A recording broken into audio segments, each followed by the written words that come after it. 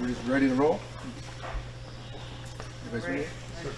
Go. So good afternoon, everyone. Thank you very much for coming out to our community as part of today's announcement. We're grateful to receive the second half of our traps that were wrongfully taken by DFO back in the fall.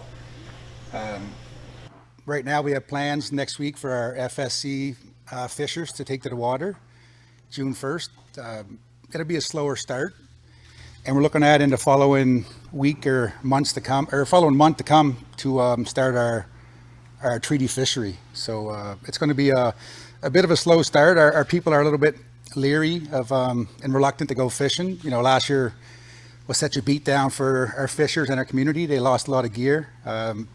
So we're encouraging them to get back out there, but it's going to be just a slower start than we wanted. But for the safety of our people, we stand behind them, and we're hoping that the DFO and the RCMP come forward and protect our people and not to infringe on our treaty right that we have to fish and to exercise.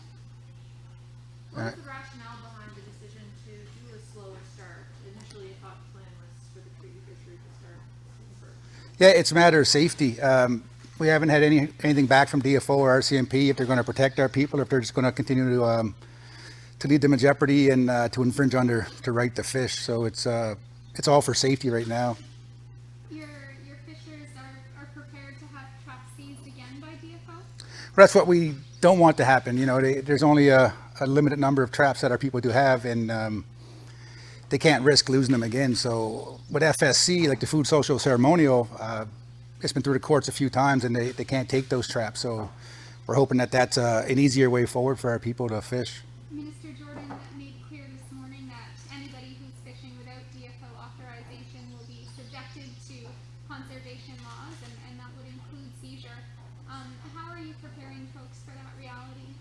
Well, that's part of it. We're well prepared. Like that's just more to the lawsuit. The more they take, the harder it's going to be on them in the end. Like DFO's in the wrong by taking any traps. So unfortunately, if they continue to do so, they'll face those consequences. Hopefully, they're held accountable. If not, hopefully the UN steps in and really figures out what's going on there. Are you committing here that the harvesters that are fishing under FSC will not sell their catch? We're going to be allowing our people to sell a portion of the catch to cover expenses. You know, there's a lot of expenses that go with fishing, from taking a boat down to acquiring a boat to traps to bait. There's a lot of expenses with it. So there'll be a percentage that we're going to have in our plan for them to sell. And what's the difference between that and a moderate livelihood if you're earning a buck from the catch? The treaty fishery is more of it's a commercial based, like it's more of you're selling all of it. This year is just selling a fraction of it. What's left you'll bring back to the community for your family. And you've been here before, but I'll run you through it again. I'm wondering, with the lawsuit unresolved right now for buyers, they're still going to have to operate under a situation where they cannot purchase catch, whether it's FSC or a moderate livelihood fish that you're talking about later this summer. What happens to the catch if no one can buy it? I'd say 75% of the buyers in Southwest Nova Scotia will take lobsters for cash any day, and they do so, and they've been doing so, and they'll continue to do so. DFO says negotiations are still ongoing with Sipekne'katik, and they're hoping for a safe and productive season. How would you characterize negotiations at the table with DFO right now? It's a waste of time and paper. They send us just out to lunch requests that we can fish in certain areas that we stayed the whole time we couldn't do so. So it's we got an email last night just with the same stuff that we've been told from DFO since October, and it's all they want is for our people to give up our treaty right to fish, and that's not going to happen. Do you see purpose in DFO attempting to continue to negotiate with you? Yeah, they're very adamant. They won't. It seems like they won't stop until that treaty right is gone, and they're trying to dangle carrots in front of communities. And unfortunately, some communities are going to take that, which will be unfortunate for us. But we'll get to where we need to be in time. Can you explain a little bit more of the detail behind the FSC fishery and the difference between that and the moderate livelihood? What about the number of traps that can be used, the number of people who are fishing? Just how will this look differently? Yeah. What will this look like come June 1st? In the past, it's been different where it's been a limited number of traps. For FSC, it was 4 traps for that area per person. But family members, you know, kind of get together and they end up with a few people on a boat. The treaty fishery was 50 traps for license, right? So it's a difference that way, but it's to get our people in the water, to get them fishing, just to get their gear back going for when the treaty fishery kicks off to be ready to go. How concerned are you that violence might occur on the water or off? We're very concerned. We're very reluctant on any of it, but it's for us to sit back and do nothing. That's what the commercial industry and DFO want us to do, and that's what we can't do. We need to stick up for our right and to just to call on the people, and if all else fails, we'll call on warriors to come and protect us as well. Chief, I'm at a loss to understand why call it FSC or make it FSC.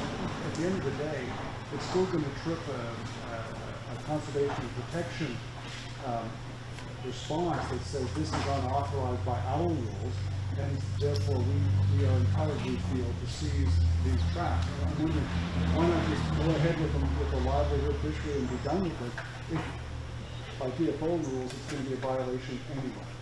Well, I think it's 2 separate things. DFO has it, Jordan empowered the commercial industry that there be no fishing out of a DFO license, and according to her, that's what we're doing.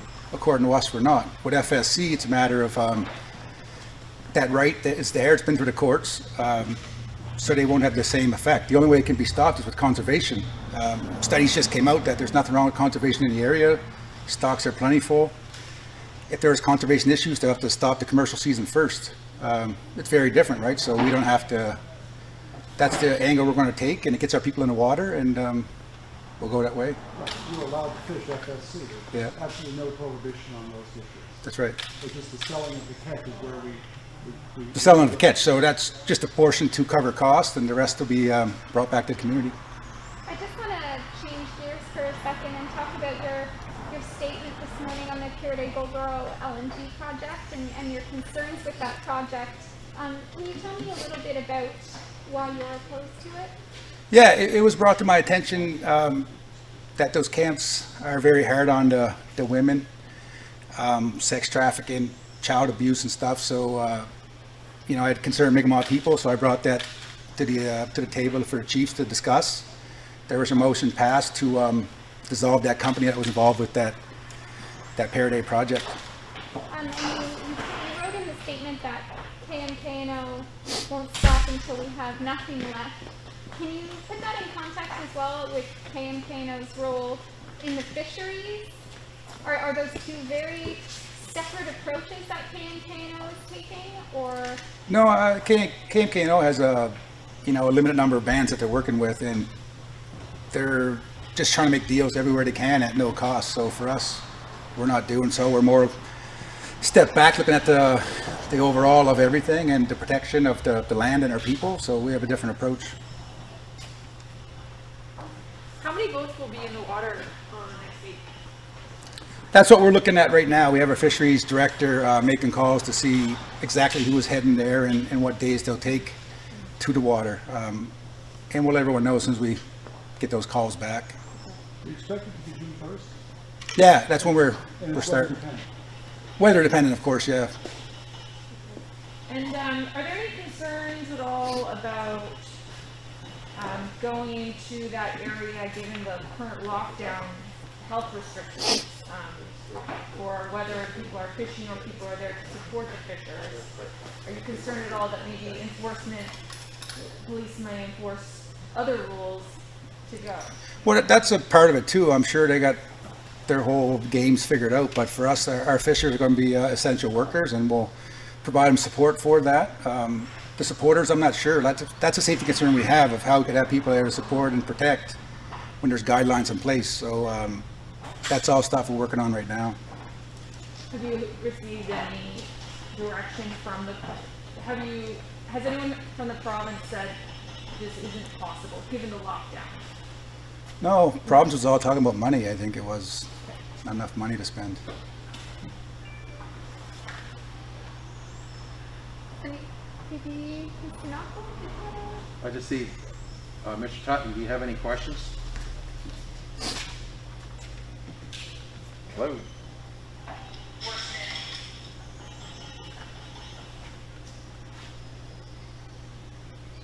Sounds like no.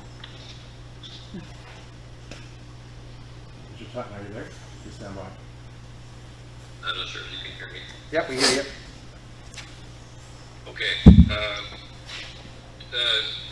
Good afternoon, Chief Sack. You seem to hear me all right. Yeah, I can, yeah.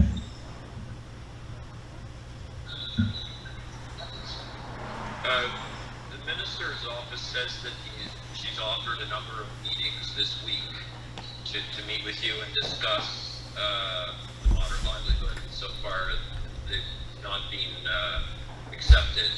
Can you explain what your perspective is on that? I'm unaware of that. Minister Jordan, her office has reached out in a request I had to meet with her. You know, unfortunately last week we're dealing with COVID and we had to cancel, but we're looking to reschedule, but it's not about livelihood fishing. It was a different matter altogether. And how concerned are you about her statements that enforcement officers will be on the water, basically ready to pull traps if you commence the fishery? Yeah, I'm very concerned. That's the whole systemic racism. And, you know, elections are coming up, so Minister Jordan's she's going to be the friend of the fishermen and fully stand behind them. So what's to be expected from that? We know it's going to be a rough time, and it's our people are preparing, and hopefully there won't be troubles on the water. Thank you. No problem. That's good. Thanks, sir. Thank you, guys. There you go. Thanks, everybody. Okay.